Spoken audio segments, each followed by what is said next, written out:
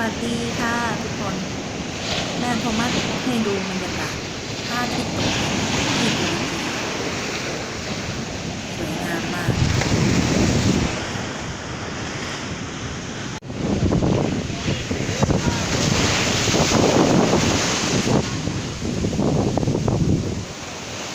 ที่ซัดแรงมาก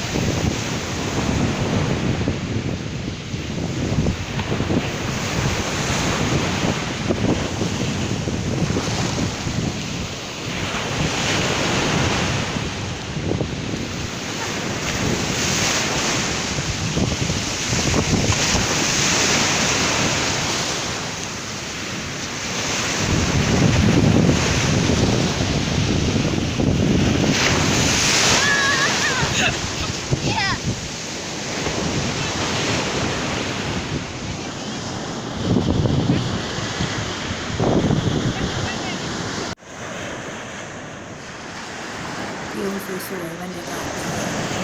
แม่โทมัสภาพบรรยากาศไปดูแล้วก็